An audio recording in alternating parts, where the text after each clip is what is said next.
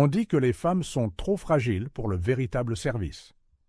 Bonnes seulement à nettoyer derrière les hommes.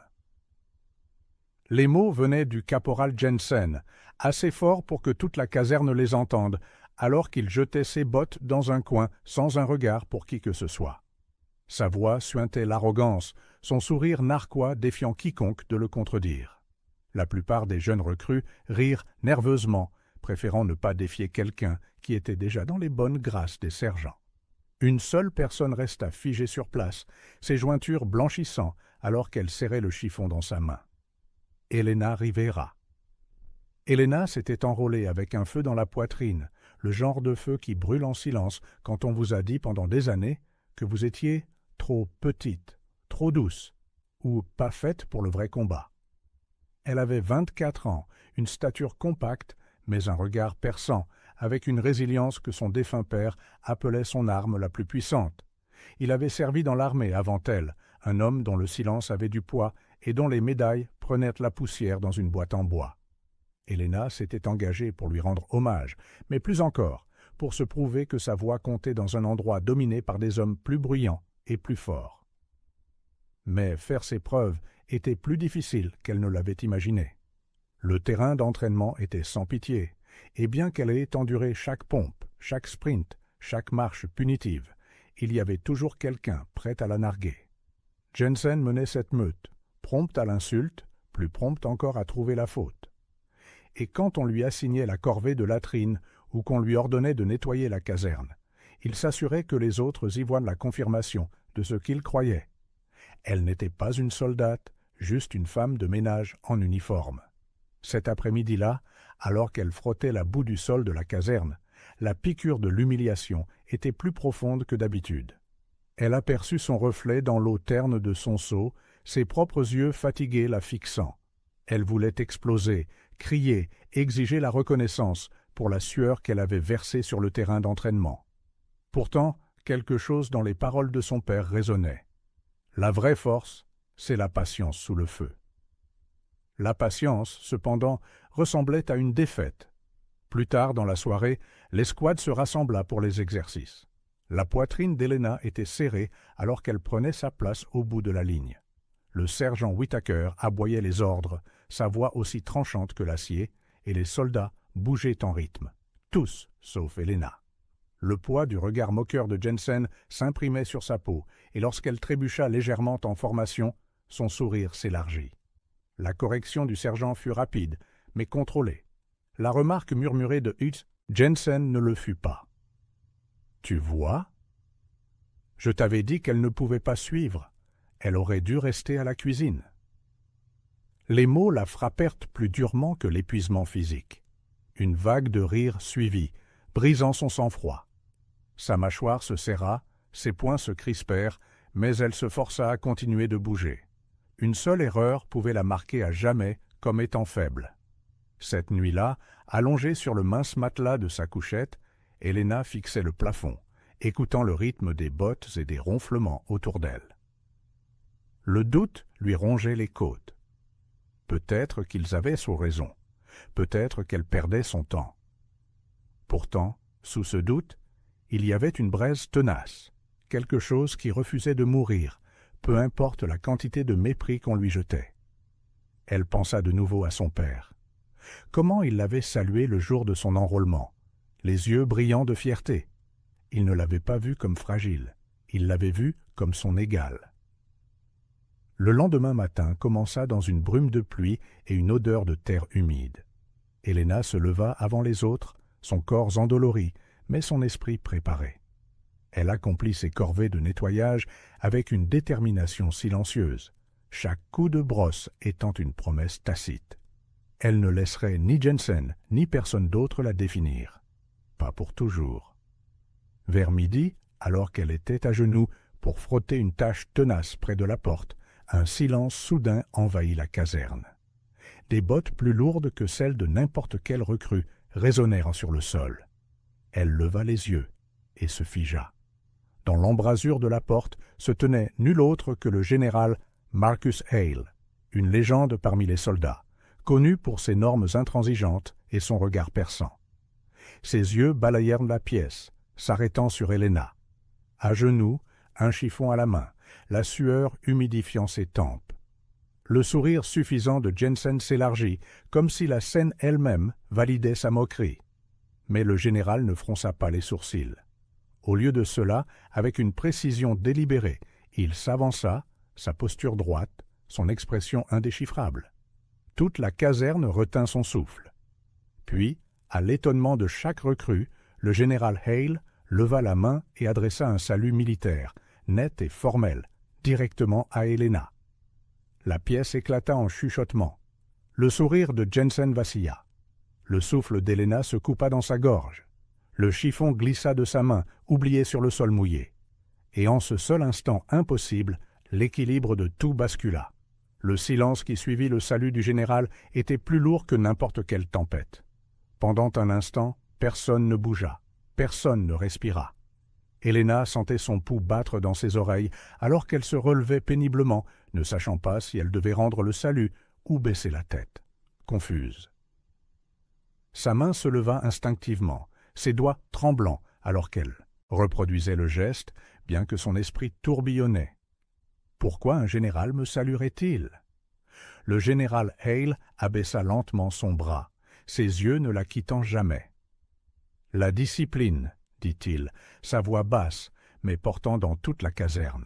« Je la vois là où d'autres sont trop aveugles pour regarder. » Puis il tourna les talons et s'éloigna, ne laissant derrière lui que l'écho de ses paroles.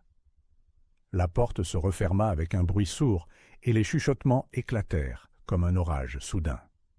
Certaines recrues regardèrent Helena avec une curiosité nouvelle, d'autres avec une envie mal dissimulée. Jensen, cependant, resta figé, la mâchoire serrée, son arrogance d'antan balayée face à quelque chose qu'il ne pouvait ignorer. Pour la première fois, il n'avait aucune remarque astucieuse à faire. La poitrine d'Helena se serra, non pas d'humiliation cette fois, mais de quelque chose d'autre, quelque chose qu'elle n'avait pas ressenti depuis son premier jour d'enrôlement, la justification. Pourtant, elle se força à rester calme. Elle se pencha pour ramasser le chiffon qu'elle avait laissé tomber, mais ses mains ne tremblaient d'au plus de honte. Elle tremblait sous le poids de la reconnaissance du général, un poids à la fois terrifiant et électrisant. Ce soir-là, la caserne bourdonnait de spéculations. Certains insistaient sur le fait que le général avait dû la confondre avec quelqu'un d'autre. D'autres soutenaient que c'était délibéré, qu'il avait peut-être vu sa persévérance pendant les exercices ou sa résilience silencieuse lorsque d'autres faiblissaient. Helena ne dit rien. Elle s'assit sur sa couchette, lassant lentement ses bottes, son esprit rejouant le salut encore et encore, essayant d'en extraire un sens. Le lendemain, un avis fut affiché sur le tableau d'entraînement.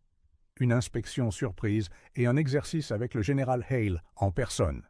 La nouvelle provoqua des vagues d'anxiété parmi les recrues. Chaque pli d'uniforme, chaque éraflure sur une botte devint soudain une question de survie. Helena ressentit la même nervosité, mais sous celle-ci se cachait une étrange détermination. Si le général avait vu quelque chose en elle, elle ne pouvait pas se permettre de le décevoir. Quand le jour arriva, les recrues s'alignèrent en rang parfait, sous le ciel gris du matin. Le général Hale arpenta les rangs devant eux, son expression sévère et indéchiffrable. « La mesure d'un soldat, commença-t-il, ne se trouve pas seulement dans la force, ni dans la voie la plus forte. Elle se trouve dans l'endurance, dans l'intégrité et dans la capacité à se relever quand le monde vous force à vous agenouiller. » Ces mots restèrent en suspens, et Helena les sentit comme une flèche en plein cœur. Les exercices commencèrent, de longues marches à travers des champs détrempés, des courses lestées et des formations tactiques sous des ordres épuisants. Helena se poussa, plus fort que jamais, ses muscles brûlants, ses poumons suppliant la pitié.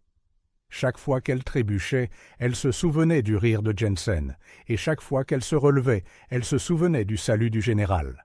La combinaison la forgea en quelque chose de plus affûté, de plus stable. Jensen, cependant, commença à faiblir. Sa confiance s'effrita en même temps que son endurance. Il aboyait sur les autres, blâmait ses coéquipiers pour des erreurs mineures et lançait des regards noirs à Helena chaque fois qu'elle le dépassait. Au moment où ils atteignirent le parcours d'obstacles, la sueur collait ses cheveux à son front et son arrogance avait été remplacée par la frustration. Les recrues escaladèrent des murs, rampèrent ou des barbelés et transportèrent des sacs de sable sur un terrain accidenté. Le corps d'Helena criait de protestation, mais elle serra les dents et continua d'avancer. Elle refusait de donner à Jensen ou à quiconque la satisfaction de la voir craquer. À un moment donné, elle jeta un coup d'œil sur le côté et le vit lutter avec le sac de sable, le visage rouge d'effort. L'envie de lui rendre son ricanement la submergea, mais elle l'avala. Ce n'était pas une question de vengeance, c'était une question de survie, de se prouver qu'elle avait sa place. À la fin du parcours, Helena franchit la ligne d'arrivée parmi le premier groupe, s'effondrant sur le sol boueux avec les autres. Les sergents leur aboyèrent en désordre de se relever, et elle se força à se redresser, son uniforme trempé et sa poitrine haletante. Le regard du général Hale balaya la ligne de recrues épuisées, s'attardant brièvement sur Jensen, qui évitait ses yeux, puis sur Helena, qui se tenait là, malmenée, mais pas brisée. Ses lèvres esquissèrent une courbe presque imperceptible, la plus faible ombre d'un sourire. « Certains d'entre vous, dit-il, pensent encore que le métier de soldat n'est que bruit et fanfaronnade. Aujourd'hui, j'ai vu autre chose. » La mâchoire de Jensen se crispa, ses poings serrés sur ses flancs. Helena ne dit rien, mais à l'intérieur, un feu rugissait. Pour la première fois, elle croyait, pas seulement espérait, mais croyait qu'elle pouvait survivre au mépris, aux préjugés, aux doutes. Et pour la première fois, Jensen semblait ne plus être aussi sûr de lui. Cette nuit-là, Helena resta éveillée à regarder le plafond, son corps endolori, mais son esprit agité. Les mots du général résonnaient dans son esprit, chaque syllabe un fil dans la tapisserie de sa résolution. Elle ne savait pas ce qui allait suivre, mais elle savait une chose avec une certitude inébranlable. L'équilibre du pouvoir dans la caserne avait commencé à changer, et elle n'était plus celle qui était tout en bas. Les jours qui suivirent l'inspection furent différents de tout ce qu'Helena avait connu depuis son engagement. Les moqueries qui l'accueillaient chaque matin s'étaient recalmées. Elle n'avait pas disparu. Jensen portait toujours sa fierté comme un bouclier. Mais les rires qui résonnaient autrefois à ses dépens dans la caserne devinrent hésitants, étouffés. Le respect n'était pas encore acquis, mais le silence à la place du ridicule était une victoire en soi. Pourtant, Helena savait que le silence était fragile. Le respect gagné à un moment pouvait être perdu l'instant d'après. L'armée n'avait aucune patience pour la faiblesse, et elle ne pouvait se permettre le moindre signe de doute. Ainsi, pendant que les autres passaient leurs heures de liberté à discuter, à jouer aux cartes ou à ne cirer leurs bottes qu'à l'approche des inspections, Helena s'entraînait. Elle courait des tours de piste après l'extinction des feux, comptant ses respirations au rythme de ses pieds, martelant le sol. Elle pratiquait les exercices seule, dans la faible lueur du couloir de la caserne, se chuchotant les ordres jusqu'à ce qu'ils deviennent un instinct. L'épuisement s'accrochait à elle, mais la détermination aussi. Jensen le remarqua. Bien sûr qu'il le remarqua. Un soir, alors qu'elle revenait essoufflée d'une course tardive, il s'appuya contre le cadre de la porte, les bras croisés, souriant à nouveau. Mais le sourire manquait de son ancienne assurance. « Tu penses que t'éreinter au travail te rend meilleur que nous ?» dit-il. « Tu es juste désespéré. Le général t'a fait un salut, et maintenant tu cours après une chimère. » Helena croisa son regard, sa poitrine encore haletante. « Peut-être, » dit-elle d'un ton égal, « mais je préfère courir après une chimère que de vivre comme un lâche qui se cache derrière des insultes. » Ses yeux se rétrécirent, mais il ne répondit pas. Pour une fois, elle avait porté un coup qu'il ne pouvait pas dévier par la moquerie. Les semaines passèrent, et les recrues firent même face à leur plus grand défi.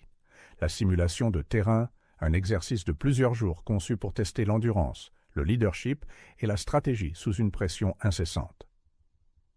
Ils furent divisés en escouades et envoyés dans la nature avec des provisions limitées. Le succès dépendait non seulement de la force, mais aussi de la cohésion, une chose que l'arrogance de Jensen sapait souvent. Par un coup du sort, ou peut-être une décision délibérée du sergent Whittaker. Helena et Jensen furent placés dans la même escouade.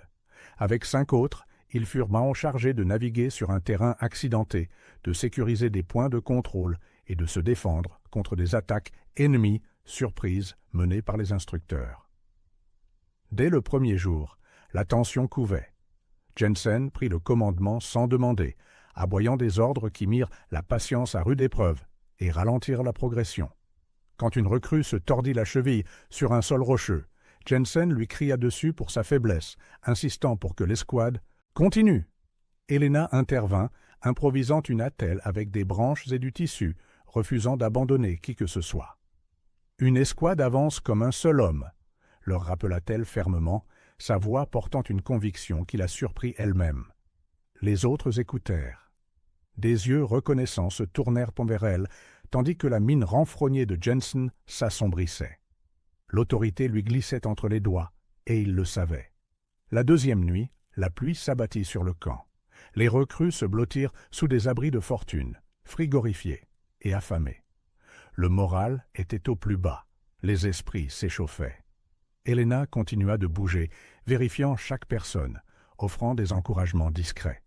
Elle partagea le peu de nourriture qu'il lui restait avec la recrue boiteuse, ignorant sa propre faim. Ce geste ne passa pas inaperçu. Le troisième jour, lors d'une fausse embuscade, le chaos éclata. Des bombes fumigènes emplirent l'air, des cris résonnèrent à travers les arbres, et des balles de peinture piquaient en touchant la peau exposée. Dans la confusion, Jensen paniqua, ordonnant à tout le monde de se disperser. Sa voix se brisa de désespoir, et l'escouade hésita. Helena saisit l'occasion, criant par-dessus le vacarme « Regroupez-vous, protégez le blessé, flanc gauche !» Ses ordres étaient honnêtes, décisifs, nés non pas d'une autorité accordée, mais de la nécessité. L'escouade la suivit. À leur grand étonnement, et à l'horreur de Jensen, la manœuvre fonctionna. Ils se regroupèrent, défendirent leur position et traversèrent l'embuscade intacte. Quand la fumée se dissipa, les instructeurs hochèrent la tête avec approbation, prenant des notes sur leurs tablettes. Après coup, alors que l'escouade reprenait son souffle, une recrue tapa sur l'épaule d'Helena. « On aurait été perdu sans toi, » dit-il. D'autres murmurèrent leur accord. Jensen se tenait à l'écart, le visage pâle, sa fierté brisée devant ceux qui riaient autrefois de ses blagues. Cette nuit-là, alors que la pluie se calmait et que les étoiles perçaient à travers les nuages, Helena resta éveillée, écoutant la respiration douce de ses coéquipiers.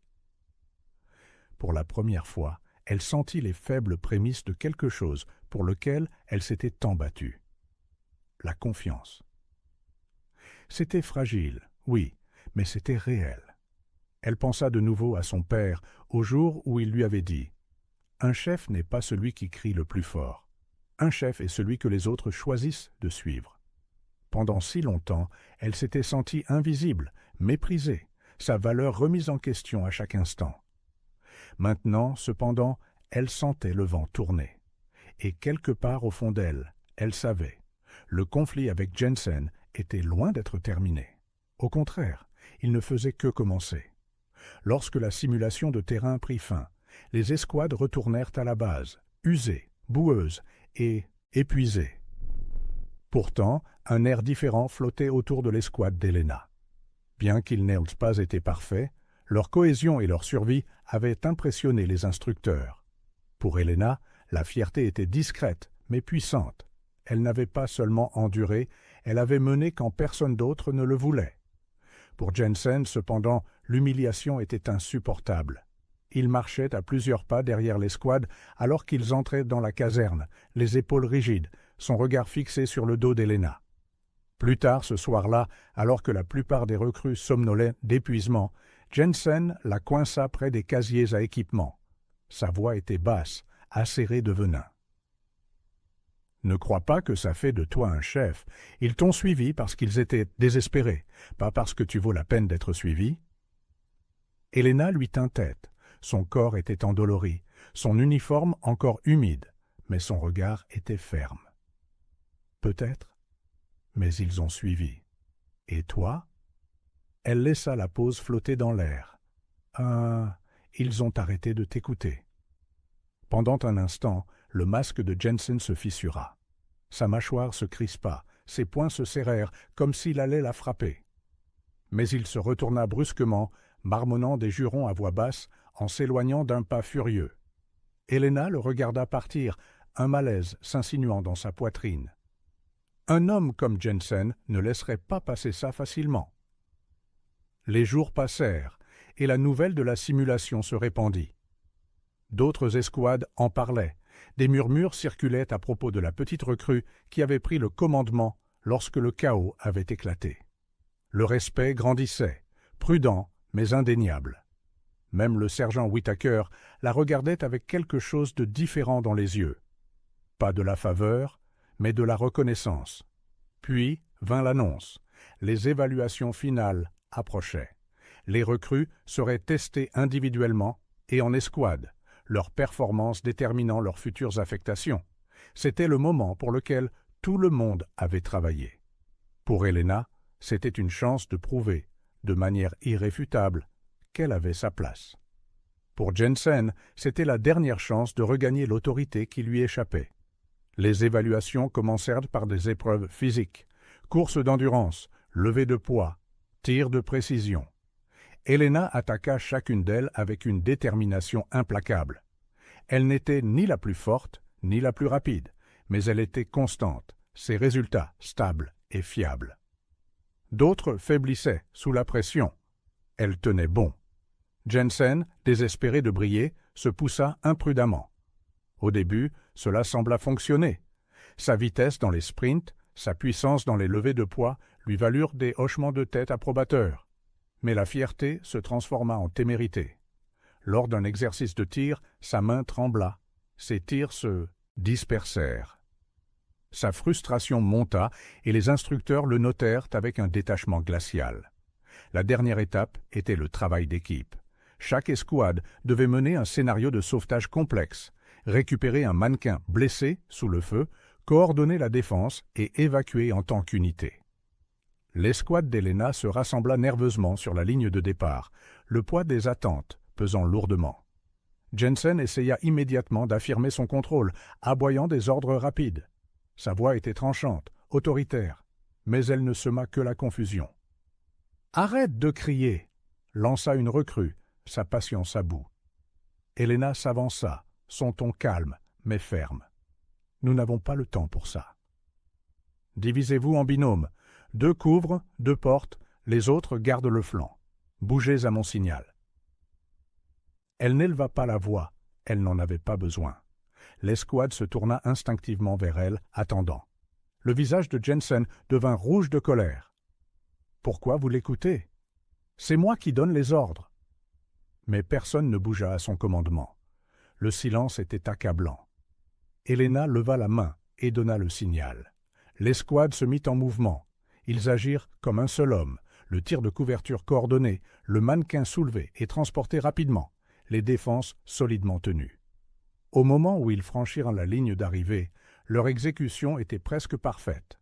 Les instructeurs griffonnaient furieusement sur leurs tablettes. Le général Hale lui-même, observant depuis la touche, hocha une fois la tête avec une approbation sans équivoque. Jensen arriva en dernier, son autorité en lambeaux. Il essaya d'intervenir, de s'attribuer le mérite, mais le moment était déjà passé. Ses coéquipiers se rallièrent autour d'Helena, leur confiance visible dans leurs expressions fatiguées mais assurées. Cette nuit-là, la caserne bourdonnait plus que jamais. Helena n'avait pas seulement enduré les épreuves, elle avait mené avec une constance qui inspirait. Pour la première fois, des soldats vinrent la voir, non pas avec moquerie, mais avec respect. Certains demandèrent des conseils, d'autres offrirent de discrètes félicitations. Jensen était assis seul à l'autre bout de la pièce, son amertume irradiant comme un nuage sombre. Il fixa Helena, et bien qu'il ne dit rien, son silence portait une promesse. Il ne pardonnerait pas ce qui s'était passé. Helena en sentit le poids, mais refusa de se laisser intimider. Elle s'allongea sur sa couchette, l'épuisement la tirant vers le bas, mais à l'intérieur de sa poitrine brûlait quelque chose de plus fort que la peur, la certitude qu'elle avait enfin trouvé sa place. Les évaluations finales n'étaient pas terminées. Mais peu importe ce qui arriverait ensuite, elle avait déjà gagné quelque chose que Jensen ne pourrait jamais lui reprendre. Le dernier jour d'évaluation se leva, frais et froid. Le Monday, ciel strié d'une lumière pâle. Les recrues se rassemblèrent sur la place d'armes, les nerfs à vif comme de l'électricité dans l'air. Le général Hale se tenait devant eux, sa présence imposant le silence sans un mot. Aujourd'hui était plus qu'un test.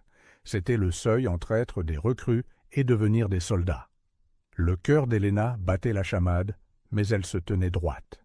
Elle pensa aux longs mois de ridicule, aux nuits silencieuses d'entraînement où personne ne regardait, à l'exercice de terrain où la confiance avait éclos, et au salut qui avait tout changé. Elle avait porté chaque blessure, chaque mot moqueur, et les avait forgés en acier. L'évaluation se déroula par étapes. D'abord, des briefings stratégiques, puis des exercices de réaction rapide sous des tirs simulés.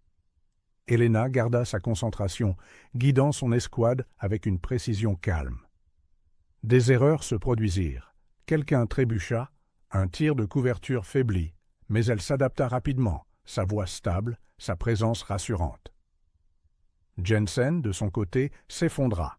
Ses ordres entraient en conflit avec ceux d'Helena, sa frustration débordant jusqu'à ce que l'escouade cesse complètement de l'écouter. À un moment donné, dans une tentative téméraire de l'éclipser, il rompit la formation, chargeant en avant lors d'un assaut simulé. Son mouvement laissa le flanc exposé, forçant Helena à compenser rapidement. Elle rassembla l'escouade, combla la brèche et accomplit la mission. Les instructeurs virent tout. À la fin, lorsque le coup de sifflet final retentit, Jensen était trempé de sueur, sa fierté brisée au-delà de toute réparation. Helena, bien qu'également épuisée, se tenait avec son escouade à ses côtés. Leurs yeux cherchèrent les siens, pas les siens à lui. Dans cette loyauté tacite se trouvait la vérité. Elle était devenue leur chef. Plus tard cet après-midi-là, toutes les recrues se rassemblèrent au mess pour l'annonce des résultats. L'air était lourd d'anticipation. Le général Hale monta sur l'estrade, son regard balayant la salle jusqu'à se poser sur Helena. « Vous avez tous été mis à l'épreuve, » commença-t-il. « La force, l'endurance, la discipline, ce sont des attentes de base. Mais aujourd'hui, j'ai vu plus que cela. J'ai vu la différence entre la fierté et le leadership, entre le bruit et la résolution, entre l'arrogance et le courage. » Il fit une pause, laissant le poids de ses mots s'installer. Une recrue s'est tenue là où d'autres ont faibli. Elle a porté non seulement son propre fardeau, mais aussi le poids de ceux qui l'entouraient. Quand l'escouade s'est dispersée, elle leur a donné une direction. Quand la peur s'est installée, elle leur a apporté le calme. C'est la marque d'un soldat digne de commander. Un murmure parcourut la salle. Helena sentit sa poitrine se serrer, son souffle se couper, alors que les mots suivants du général Hale résonnaient. « Rivera, avancez !» Elle se leva lentement, les jambes tremblantes, et marcha jusqu'au front. La salle était silencieuse, à l'exception de l'écho de ses bottes sur le sol. Le regard brûlant de Jensen était planté dans son dos, mais elle ne le regarda pas. Le général Hale lui fit face. Puis, devant chaque recrue, chaque sergent, chaque voix chuchotante qui avait douté d'elle, il leva la main et adressa un salut militaire impeccable. « Vous avez gagné ce qu'aucune insulte ne pourra vous enlever, » dit-il. « Le respect. » La salle explosa. Non pas de rire, non pas de moquerie, mais d'applaudissements. Le son submergea Helena comme une marée, chaque applaudissement scellant le cercueil de tous les doutes qu'elle avait portés. Elle rendit le salut, sa voix ferme, bien que son cœur débordât d'émotion. « Merci, mon général. » En se tournant pour faire face à la salle, elle vit son escouade sourire, les yeux brillants de fierté. Elle vit des recrues qui l'avaient autrefois méprisée se tenir plus droites en sa présence. Et elle vit Jensen, le visage pâle, les poings serrés, mais silencieux. Pour une fois, il n'avait plus d'armes. Cette nuit-là, l'ambiance dans la caserne était différente. Il n'y eut aucun ricanement quand elle entra, aucune blague murmurée à ses dépens. À la place, il y avait de l'espace. Une reconnaissance invisible qu'elle avait sa place, qu'elle l'avait conquise, non par le bruit, mais par la persévérance, l'endurance et une résolution inébranlable. Alors qu'elle était allongée sur sa couchette, fixant le plafond, Helena sentit le poids de son parcours se transformer en quelque chose de plus léger, non seulement la survie, non seulement la justification, mais l'inspiration. Peut-être que d'autres, les silencieux, les sous-estimés, entendraient son histoire et trouveraient leur propre force pour se relever. Pour l'instant, cependant, elle ferma les yeux et s'accorda le rare cadeau de la paix. Demain apporterait de nouveaux défis, mais ce soir, elle emportait avec elle le son des applaudissements, le souvenir d'un salut et la certitude que justice avait été rendue. La fille qu'on avait autrefois moquée pour avoir nettoyé les sols était devenue la soldate qu'un général avait choisi d'honorer. Et cette vérité résonnerait longtemps après que les lumières de la caserne se seraient éteintes. Merci d'avoir regardé. Si vous avez aimé cette vidéo, vous pouvez vous abonner pour voir d'autres histoires incroyables comme celle-ci.